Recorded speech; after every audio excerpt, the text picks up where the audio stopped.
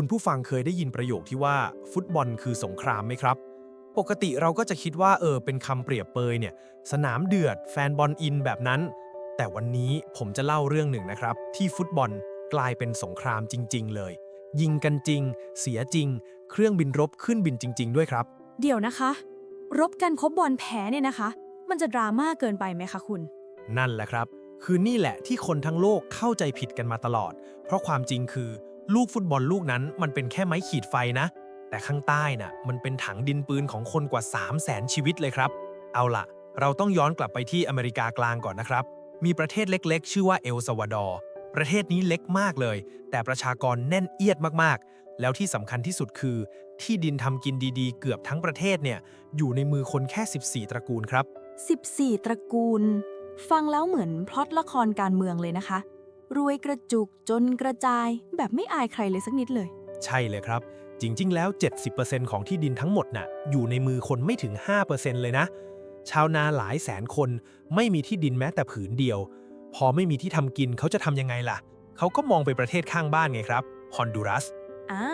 ประเทศที่ตัวใหญ่กว่า5เท่าแต่คนอยู่น้อยกว่าใช่ไหมคะถูกต้องเลยครับเลยทำให้ฮอนดูรัสกลายเป็นเหมือนวาวนิรภัยไปซะงั้น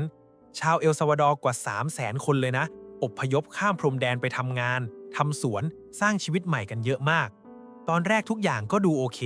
แต่ปัญหาคือวาวนี้มันถูกปิดครับและแล้วพอเศรษฐกิจฮอนดูรัสเริ่มแย่ลงรัฐบาลก็ต้องหาใครสักคนมารับผิดแทนสิแล้วคำตอบที่ง่ายที่สุดก็คือเพราะพวกผู้อพยพนี่แหละประเทศเราถึงจน อ๋อ คลาสสิกมากค่ะปัญหาภายในแก้ไม่ไหวก็โยนให้คนนอกรับใช่เลย แล้วก็ปี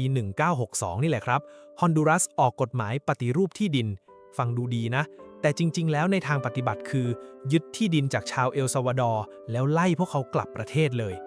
ลองนึกภาพดูนะครับ คนที่อยู่มา 10-20 ปี จู่ๆ ถูกบอกว่ากลับบ้านไปซะ ความโกรธมันสุมจนแทบระเบิดเลยครับ จริงด้วยนะคะ แล้วฟุตบอลเข้ามาตอนไหนคะเนี่ย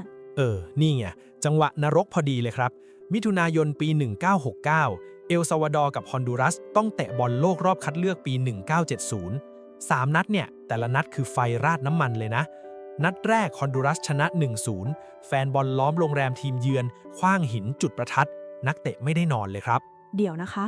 ฟังดูไม่ใช่กีฬาแล้วนะ นี่คือสงครามประสาทแล้วจริงใช่เลย แล้วนัดที่ 2 เอลซัลวาดอร์เอาคืน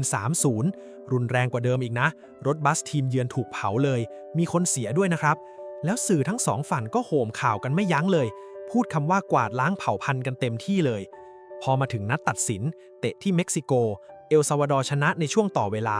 แล้วในคืนนั้นเอง รัฐบาลเอลซัลวาดอร์ตัดสัมพันธ์ทางการทูตทันทีเลยครับ ๆ เดี๋ยวนะคะ จบเกมปุ๊บเลิกคบปั๊บเลยเหรอคะไม่ใช่แค่นั้นครับ วันที่ 14 กรกฎาคม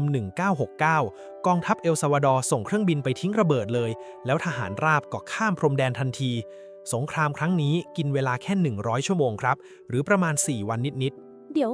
สั้นมากเลยนะคะทำไมจบเร็วขนาดนั้นเลยคะๆ เหตุผลหนึ่งคือกระสุนหมดครับ มีบันทึกว่าทหารยิงกระสุนพร่ำเพรื่อหมดตั้งแต่ 15 นาทีแรกเลยนะ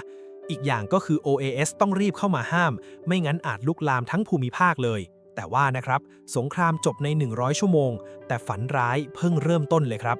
ชาวเอลซัลวาดอร์ตั้ง 60,000 ถึง 130,000 คนถูกขับไล่กลับประเทศครับ กลับไปที่ไม่มีบ้าน ไม่มีงาน ไม่มีที่ดินเหมือนเดิมใช่ไหมคะใช่เลยครับ และคนกลุ่มนี้แหละเป็นเชื้อเพลิงชั้นดีของความรุนแรงรุ่นต่อมาเลย อีกแค่ 10 ปีนะ เอลซัลวาดอร์เข้าสู่สงครามกลางเมืองลากยาว 12 ปี คนเสียเกือบ 100,000 คนเลยครับ ทั้งหมดนี้เริ่มจากสิ่งที่โลกเรียกว่าสงครามฟุตบอล